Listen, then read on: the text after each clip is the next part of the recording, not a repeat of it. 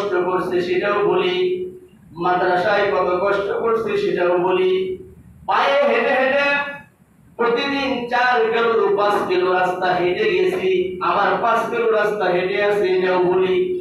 এটা বলি না যে বাপ ছিল কোটিপতি, বাপ ছিল দৈনিক মোটরসাইকেলে যাইতাম, হুন্ডা নিয়ে যাইতাম, আবার হুন্ডা নিয়ে গুন্ডার মতো চলে যেতাম, এরকম না। ইতিহাস যেটা আপনার পূর্বের ইতিহাস, যেটা আপনি যদি আল্লাহ ওয়ালা হন, তাহলে আল্লাহ ওয়ালা হলে আল্লাহ ওয়ালা পূর্বের ইতিহাস ভুলে যায় না। ইসলামের দ্বিতীয় খলিফা ওমর ইবনে খাত্তাব রাদিয়াল্লাহু তাআলা আনহু তিনি রাস্তা দিয়ে হেঁটে যাচ্ছেন, এমন সময় দেখা যায় একটা মাঠের সামনে যে তিনি থমকে দাঁড়ালেন, আর দেখা গেল তার চোখ দিয়ে পানি অধারে পড়তেছে। সাথে লোকেরা ডাক দেয়া বলে, খলিফাতুল মুসলিমিন, আপনি কি পায়ের মধ্যে ব্যথা পাইছেন নাকি? আপনার চোখ দিয়ে পানি কেন বের হচ্ছে? ওমর রাদিয়াল্লাহু তাআলা ডাক দিয়ে বলেন, না, এই যে মাঠ দেখতেছো, এই মাঠ দেখে আমার চোখ দিয়ে পানি আসছে। বলে কেন? বলে ছোটবেলা আমি ইসলাম এই মাঠের রাখাল, আর ইসলাম গ্রহণ করার কারণে মহান আল্লাহ রাব্বুল আলামিন আমাকে এমন সম্মান আর ইজ্জত দান করেছেন, আমার আঙ্গুলের ইশারায় অর্ধ পৃথিবী পরিচালিত হয়। আমার পূর্বে ইতিহাসটা ছিল অত্যন্তই, আমি যখন এই মাঠের মধ্যে যখন ছাগল চড়াইতাম, রোদের প্রখরতা থেকে বাঁচার জন্য উটের পিছনে যে দাঁড়াই থাকতাম, বয়ে থাকতাম।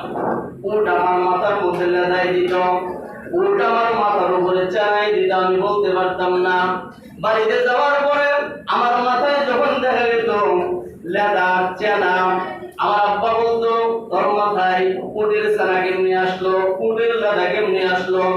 আমি বলতাম, বাবা, রোদের প্রখরতা থেকে বাঁচার জন্য উটের পিছনে দাঁড়াইতাম, উট আমার মাথার মধ্যে লেদাই দিতে জানাইছে। আমি বলতে পারি, বাবা লাঠি আর দিত দৌড়ানি, এত বড় হইছস, উট তোর মাথায় ছাড়াই দেয় লেদাই দেয়, এটা তুই বলতে পারস না?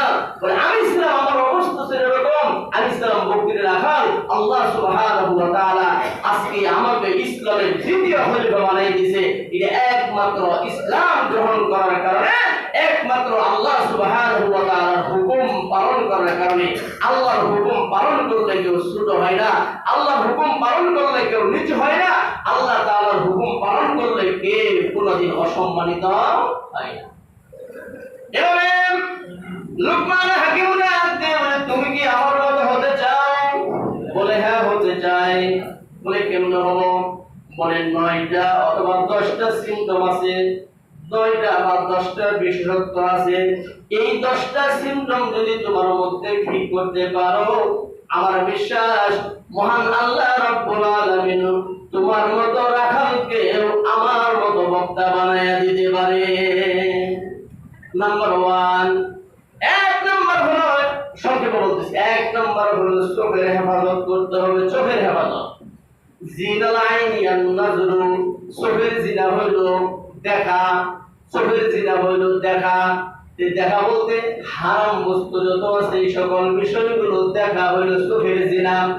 2 নাম্বার হলো আপনার জবান, এই জবান দিয়ে গীবত করা, শিকায়ত করা, মিথ্যা সাক্ষী দেওয়া, মিথ্যা কসম করা, চুগলখড়ি করা, আরো এই সমস্ত বিষয় যেগুলো আছে, এগুলা থেকে যদি কোনো মানুষ বাঁচতে পারে তবেই না এই মানুষ সম্মানিত হতে পারবে। তারপর হইল আপনার হালাল খাবার ভক্ষণ করা, হালাল খাবার, হালাল। নবী সাল্লাল্লাহু আলাইহি ওয়াসাল্লাম বলেছেন, লা তাদখুলুল জান্নাতা জাসাদুন উযিয়া বিল হারাম, আল্লাহ তাআলার জান্নাতে ওই দেহ প্রবেশ করবে না যে দেহ হারাম মাল দ্বারা গঠন হয়েছে। ওই তাহলে হালাল মাল ভক্ষণ করতে হবে। তারপরে বলা হয়েছে আপনার বেশি বেশি করে দান খয়রাত করতে হবে, সদকা করতে হবে, দান খয়রাত করতে হবে। তারপরে বলা হয়েছে সৃষ্টিকর্তার ইবাদত করতে হবে, বندگی করতে হবে।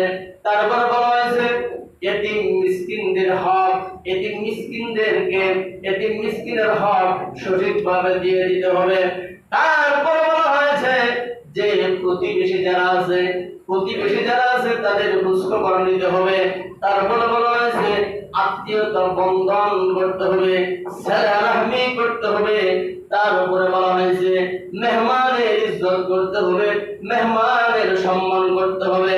প্রিয় নবী বলেছেন, কোন মানুষ যদি আখিরাতের প্রতি বিশ্বাস স্থাপন করে মুমিন হতে চায়, যে আমি আখিরাতকে বিশ্বাস করি, ওই ব্যক্তি যেন মেহমানের সম্মান করে। বলেন সুবহানাল্লাহ। মেহমান যখন প্রথম দিন আসবে, প্রথম ওয়াক্ত তাকে আপনার সাধ্যমতো খাওয়ানো এটা আপনার বড় ওয়াজিব। তারপরে 3 দিন, এই পরের 3 দিন আপনার সাধ্যমতো খাওয়ানো এটা হলো সুন্নাহ। 3 দিনের পরে যদি মেহমান থাকে, এটা আপনার ইচ্ছা, তাকে খাওয়াইলেও খাওয়াইতে পারেন, আর যদি না খাওয়ান তাও না খাওয়াইতে পারেন। অথবা যদি খাওয়ান, তাকে আপনার সাধ্যমতো আপনি যা খাবেন তা দিয়া মেহমান যতদিন থাকবে ততদিন পর্যন্ত তাকে খাওয়ানো হলো মুস্তাহাব। এটা প্রিয় নবী মুহাম্মদুর রাসূলুল্লাহ সাল্লাল্লাহু আলাইহি ওয়াসাল্লাম বলেছেন, মেহমান যে বাড়িতে আসে, আল্লাহ তাআলার রহমত আর বরকত নিয়ে মেহমান সেই বাড়িতে ঢুকে। মেহমান যে খাবারটা খেয়ে রেখে দেয়, যে অংশটা রেখে দেয়, ওই অংশের ভিতর আল্লাহ তাআলার বরকত থাকে, রহমত থাকে। হযরত ইব্রাহিম আলাইহিস সালাম জীবনে কোনদিন মেহমান ছাড়া খানা খেতেন না, মেহমানের সাথে তিনি খানা খাইতেন। লূত আলাইহিস সালামের সময় আল্লাহ রাব্বুল আলামিন লূত আলাইহিস সালামের বংশের লোকদেরকে ধ্বংস করার জন্য লূত আলাইহিস সালামের কাছে তার বংশের লোকদের কাছে পাঠাইতেছেন। তৎকালীন সময়ে হযরত ইব্রাহিম আলাইহিস সালাম নবী ছিলেন। এক এলাকার নবী ছিল লূত আলাইহিস সালাম, আরেক এলাকার নবী ছিল হযরত ইব্রাহিম আলাইহিস সালাম। আল্লাহ রাব্বুল আলামিন ডাক দিয়ে বলে, জিবরাইল 10 জন ফেরেশতা নিয়ে তোমরা যাচ্ছ, ইব্রাহিমের 10 জন ফেরেশতা নিয়ে যাচ্ছ লূতের বংশকে ধ্বংস করার জন্য। তার ওখানে যাওয়ার আগে ইব্রাহিমের বাড়ি হইয়া যায়, আমার ইব্রাহিম আজকে 7 দিন যাবত খানা খাই না। ইব্রাহিমকে খানা খাওয়াইয়া তারপরে লূতের বংশকে যা তুমি ধ্বংস করে দিয়েছো।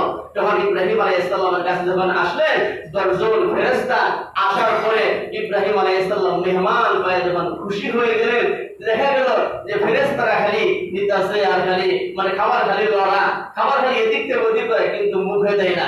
ইব্রাহিম আলাইহিস সালাম তো খেয়েই ফেলছে, 1 লোকমা 2 লোকমা খেয়ে ফেলছে, কিন্তু মেহমান তো খাচ্ছে না। ইব্রাহিম আলাইহিস সালাম বললেন, ও মেহমান, আপনারা তো দেখি খাচ্ছেন না, খালি না আমি খাচ্ছি, আপনারা তো খাচ্ছেন না। তখন জিবরাইল আলাইহিস সালাম বলেন, ও ইব্রাহিম, আমরা আসলে দুনিয়ার কোনো মানুষ না, আপনি বলে আজকে 7 দিন যাবত মেহমান খুঁজে পাচ্ছেন না, মেহমান ছাড়া আপনি খানা খাইতেছেন না, এজন্যই আল্লাহ সুবহানাহু ওয়া তাআলা আপনাকে খানা খাওয়ানোর জন্যই আমাদেরকে পাঠাইছেন। বলেন সুবহানাল্লাহ। এর মধ্যে একটা কথা বলে দিই, 10 জন মেহমান ইব্রাহিম আলাইহিস সালাম খাবেন একা, মেহমান লাগবে একা একটা, কিন্তু আসছে কয়জন? আসছে কিন্তু 10 জন। তাহলে খাবার বেশি করে ভাগ করলো না? ওই যে ঘরের উপর থেকে বিবি সারা, নাকি বিবি সারা তার স্ত্রী দেখছে মানুষের বসে 10 জন, আমার ইব্রাহিম আলাইহিস সালাম 11 জন। ডাক দিয়ে বলে, ও ইব্রাহিম, খাবার আছে মাত্র 2 জনের, কিন্তু মেহমান তো হলো 10 জন। এখন কি করা যায়? ওই যে আমার আদরের একটা ছাগলের বাচ্চা আছে, এই ছাগলের বাচ্চাটা আমি মেহমানের জন্য দান করে দিলাম, নিয়ে যান এই ছাগলের বাচ্চাটা জবাই করে নিয়ে আসেন, আমি ভুনা করে দেই আর রুটি বানায়া দেই। ওই যে মেহমানের সম্মান আর ইজ্জত করলো আল্লাহ রাব্বুল আলামিন এই মেহমানের সম্মান আর ইজ্জত করার কারণে বিবি সারার পেটে একজন সন্তান দান করেছিলেন, যার নাম ছিল হযরত ইসমাঈল আলাইহিস সালাম। বলেন সুবহানাল্লাহ।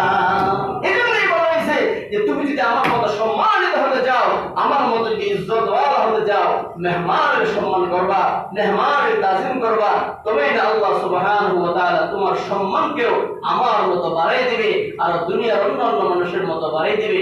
আল্লাহ সুবহানাহু ওয়া তাআলা আমাদেরকে এই 10টা 9টা গুণ আমাদের মধ্যে, আমাদের সকলের মধ্যে ঠিক করার তৌফিক দিন। সকলে বলেন আমিন। ওয়া আখিরু দাওয়ানা আলহামদুলিল্লাহি রাব্বিল আলামিন।